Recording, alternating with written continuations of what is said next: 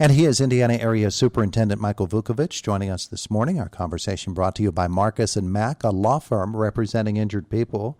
Mr. Vuckovich, I'm so glad you're able to come on with us today.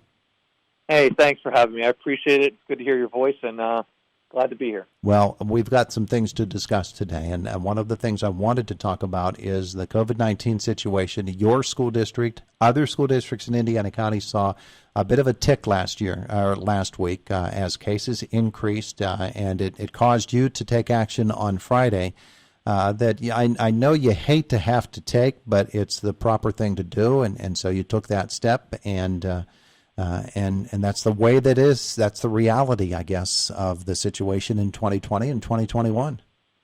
Yeah, Todd, you're right. It absolutely was devastating to make a decision like we did. We know how hard our kids and our students work for these extracurricular activities, and we know the benefit of them, just more, far beyond just athletics, right? We know that kids are involved in extracurricular activities do better in school. They're more likely to succeed. So we value extracurricular activities, and the board does as well. And it was a very difficult decision, but, after 3 or 4 phone calls with Department of Health, we have to follow the advice we're giving, and the recommendation they gave was to close, and we took advantage of that because that's what they recommend us to do. And, it's hard. At the front of everything we have to do is, first and foremost, is safety, and we have to adhere to the information directions that we're giving, and albeit they may not be popular, and that's the tough thing. And it was heartbreaking and gut-wrenching to make that call, but eventually, obviously we had to make that call, and we're going to move forward. And, Todd, we have to think long-term, right? We have baseball playoffs coming. We have prom, graduation.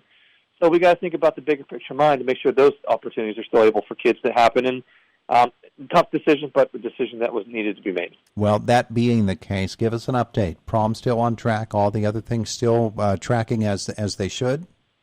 Yeah, absolutely, Todd. I have to give credit to the Health and Safety Subcommittee. They did an amazing job making sure we're able to have a prom for our students, graduation in person for our students at the KCAC. So all those events are on. They're moving forward. In addition to the high school principal and as well as the senior class advisors who help in those different roles, whether it's prom or graduation, they work tirelessly to make sure these opportunities were presented for our kids. And, the tough part, Todd, is we are placed in a bubble to work within rules that we did not create, but we have to adhere to, right? That came from Department of Health. And whether we agree with them or not, we have to abide by those expectations, and we're able to work within that framework, and we're able to have prom, and we're able to have graduation in person, and give a kids a sense of normalcy. So we're proud of the work they did. I'm extremely grateful for their efforts, for everyone's efforts to make sure this is a reality for our kids. And most importantly, that's what matters, right? That we're giving these kids this opportunity, that we work tirelessly to make sure it was afforded to them, and block out some of the noise. Because, leading up to it, there was noise that we canceled prom, we weren't having those things.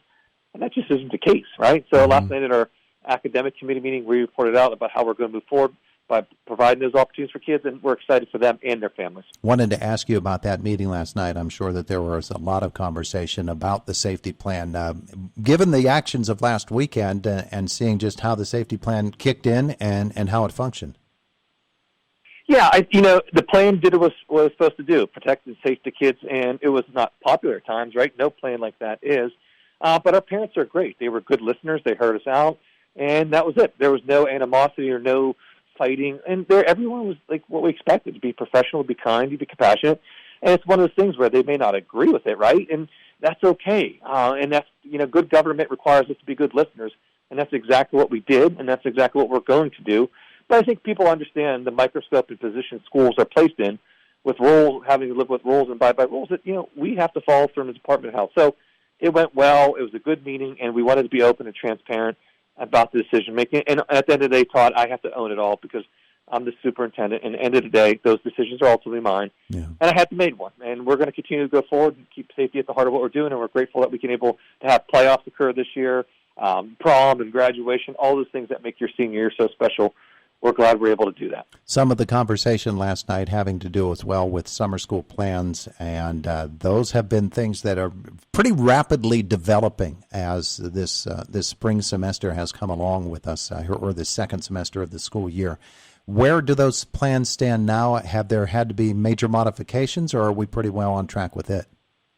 Well, as far as elementary school, we're well on track. We have a combination of internal people, meaning our teachers, as well as some external educators who want to work in the program. So we have enough capacity to be able to operate and run our elementary program, which I'm quite excited about with smaller class sizes. And I think the hard thing here, Todd, is what we want all the listeners to know and understand is this is not a punitive measure. It's a supportive measure. And there's a lot of rhetoric and research out there whether or not there will be a loss of learning, whether kids are going to be fine, and you can get both sides of the argument. End of the day, our position is learning can happen in June as much as it can happen in January, right?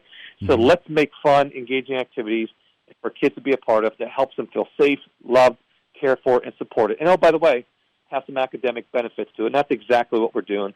So we are on track for elementary. Last night we reported out with regards to our secondary program and, seeking permission to hire for some external staff. We had some internal staff hire, and now we have to, to fill in some of those vacancies, hire externally to make sure we can offer a program for our kids, which I get it too. Teachers at, secondary level, Todd had to work on 3 different areas, right? In-person instruction, synchronous, and asynchronous. So there's a lot of time. If people need time to catch up and catch their breath, and we don't want burnout, so we're working through that, and we're going to get there, sir. But we're excited to offer this program for our kids. That's terrific. Now, what are you getting in terms of response from parents and students? Are they embracing it? Yeah, at the elementary school, we have really good numbers. We are looking at nearly 200 students each session, which I think is a huge step in the right direction. And those numbers can fluctuate, so it's not exact, but some people may not come up, may not show up, or some people may have family vacations, and I understand all that. At the end of the day, though, what we wanted to do is make sure that it was well received and there was an opportunity for kids to access some great instructions from some incredible instructors and educators, and we did exactly that. So the response has been very good. We're happy with the turnout. Of course, would I like every kid to go? Yeah, absolutely. But we are aware, we're cognizant and respectful of our families' time and what they have going on, but we're appreciative and just so blessed to have families who want to send their kids here in the summer, and we're very lucky for that. We really are. On the secondary level, of course, this is all new. So what has been the response so far? We always had summer school, so that part's not new. What's new, though, is we're basically putting mentors in place that, they can call and follow up and check on kids. Mm-hmm. What we've seen happen is we don't want to lose kids through the, use of computer-mediated instruction. Todd, I'm a big believer, and I have been, and it's going to take a lot to change me, that in-person learning is the best way to go. But we recognize that some kids can't thrive in an asynchronous digital world, so we want to make sure that to provide additional support. So we're getting in the right direction. We filled about, almost half of our staff vacancies for the secondary program, have a couple more to fill in, but we'll get that done. And again, the big thing there is how do we change that mindset as well, that it's not punitive. It's a way to help keep you on track to graduate, but also give you something positive to be involved in over the summer. And as someone who's looking for something like that, we're providing opportunities for them. So it's a little different narrative between the two worlds, but with the same intention, to serve the best interests of the kids by serving them in a positive manner with caring, loving, and just really well-trained educators. I would guess those students that are going to be juniors and seniors especially would want something like this to give them momentum going into those key pivotal years for them. Wanted to ask, I'm sorry.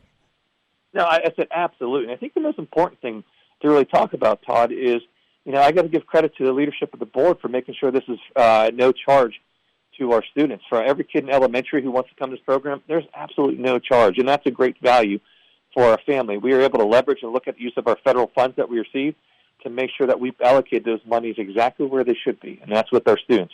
At the secondary level, we're working on a mechanism there for the kids who are going to summer school. It's free for those kids, and then there's credit advancement also opportunity made available for the kids who qualify for free and reduced lunch. So we're really doing an equitable approach to this to make sure kids have access and opportunities to what they need, and that's exactly what we should be doing here right now. Talking with Indiana Area School District Superintendent Michael Vuckovich. Let's take a ride up the street to the Ike and find out what's going on with the Eisenhower Elementary School. Of course, the fire a few weeks ago, shutting that building down for the rest of this academic year. And one aspect of all of this is going to be getting the building up and ready to go again come the fall, if that is possible. The other aspect is how have the kids and the staff, how have they reacted, and the schools to which they are now going as they take them in. What's been the outcome of all of that? Yeah, good question, Todd. Let's start with the latter question first. Right now, I cannot say enough great things about our staff, our principals, and our families. And I know that sounds redundant because I say it all the time, but I think if you're not mindful of how blessed we are, we can just turn a different light. I don't want to do that. Indiana is a great place. We are averaging anywhere between 99 to 100% attendance with the students at Ike going to their new schools. Fourth grade at Horseman, fifth grade at the junior high. So the attendance and response from our families and students has been absolutely resounding. Additionally, equally incredible has been that of our teachers and our principals. I mean, think about it, Todd. Under the leadership of this board and what we did as an admin team and a group of teachers, we had a fire on Friday. By next Wednesday, the kids are in school. We were able to only have a 3-day remote learning. We were able to turn that around 3 days, not 3 months, 3 days. So I think that speaks to the quality and compassion and care that we have for our students and our community. And we turned that around, and we didn't know how the families would receive that being separated, some at Horace Mann and some at junior high, but we also knew this. We value in-person learning. We wanted to make sure that was an opportunity for families who wanted it, and it's been a resounding yes, that's exactly what they wanted. Now, do I think everyone, could agree with the model? I don't know. That's always up for speculation in today's society. But at the end of the day, we knew it was beneficial to get our kids in front of our teachers, and that's exactly what we did. Yeah, absolutely. And congratulations as well to the district, because of all of the other, I saw on one of the board agendas, I think it was, that other school districts, organizations with other school districts have donated supplies for the teachers from the Eisenhower Elementary School so that they could get back into the classroom and just pick it up running. I thought that was really neat. Oh, it just shows the compassion and sympathy and empathy this county has for their colleagues, and it was very kind, and we're just appreciative.